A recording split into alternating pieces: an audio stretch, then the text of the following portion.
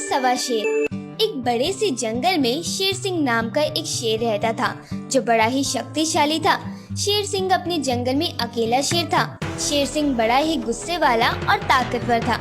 शेर सिंह जंगल के किसी भी पक्षी पशु को अपने आसपास भी भटकने नहीं देता था और अगर कोई पशु गलती से शेर सिंह की गुफा के आसपास से नजर आ जाता था तो शेर सिंह उस पर हमला करके उसे मार डालता था।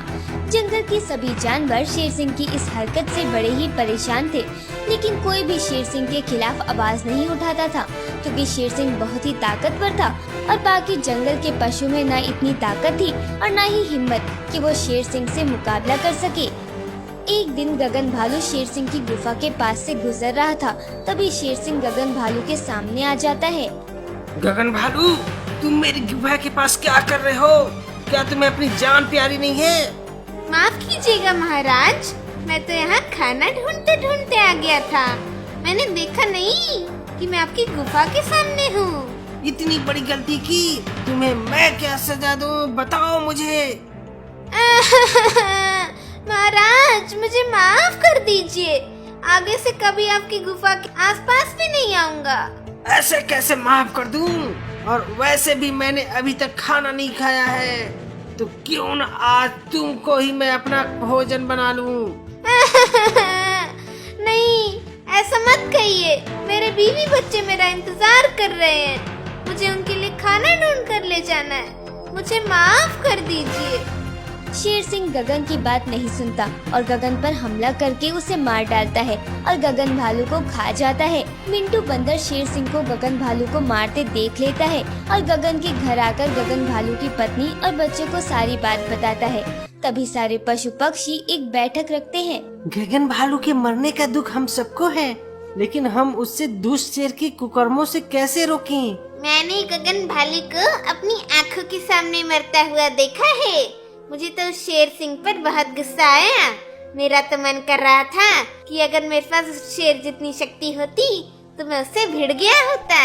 हमारे जंगल को ऐसे राजा की कोई जरूरत नहीं है। हमें अपने जंगल के लिए दूसरा राजा ढूंढना होगा, मैं भी जल्द से जल्द, वरना अगर ऐसा ही चलता रहा तो जंगल में किसी का परिवार नहीं बचेगा। लेकिन जब तक शेर सिंह है तब तक तो हम अपने जंगल के लिए दूसरे राजा का चुनाव भी नहीं कर सकते। मेरे पास एक सुझाव है। मेरा एक दोस्त है जिसका नाम शीरा है। वह आगे वाले जंगल में रहता है। शीरा बहुत ताकतवर है और बहुत ही अच्छा राजा है, लेकिन वह अपना जंगल छोड़कर यहाँ नहीं आएगा। लेकिन मैं अगर उससे मदद मांगूंगी तो वह हमारी मदद जरूर करेगा। अगर तुम लोग कहो तो मैं उसे बुलाकर ले आती हूँ। वह यहाँ आएगा और शेर सिंह से लड़कर उसे मार डालेगा। उसके बाद हम किसी समझदार जानवर को अपने जंगल का राजा बना लेंगे। हाँ प्रिय बहन, ये तो बहुत ही अच्छा रहेगा। अब शेर सिंह को जब सवा शेर सिंह मिलेगा तब शेर सिंह को समझ में आएगा कि सिर्फ वही एक शक्तिशाली शेर नहीं है। हाँ प्रिय बहन, तुम जल्दी से दोस्त शेरा को बुला लो। अगर वह हमारी मदद करने के लिए तैयार हो जाता है तो हम उसके बड़े आभारी होंगे। लेकिन उसके बाद हमारे जंगल का राजा कौन बनेगा? सोनू हाथी। सोनू हाथी बड़ा ही समझदार है। हम सोनू को ही अपना राजा बनाएंगे। बोलो भाइयों, कैसा रहेगा? सारे जानवर सोनू हाथी को अपना नया राजा बनाने के लिए मान जाते हैं और प्रिया लोमड़ी अपने दोस्त शेरा को शेर सिंह से लड़ने के लिए बुला लाती है और शेरा शेर सिंह के साथ काफी देर तक युद्ध करता है, लेकिन आखिर में शेरा शेर सिंह को मार डालता है और जंगल के सारे जानवर शेर सिंह को मरा देखकर बड़े ही खुश होते हैं और शेरा का शुक्रिया अदा करते हैं और शेरा अपने जंगल वापस लौट जाता है। सारे जंगल वासी सोनू हाथी को अपना नया राजा घोषित करते हैं और हाथी सोनू राजा अपनी समझदारी और सूझबूझ के साथ पूरे जंगल को खुशहाल बना देता है। सारे जानवर खुशी खुशी जंगल में अपना जीवन बिताने लगते हैं। इसी तरह से शेर को सवा शेर मिल जाता है।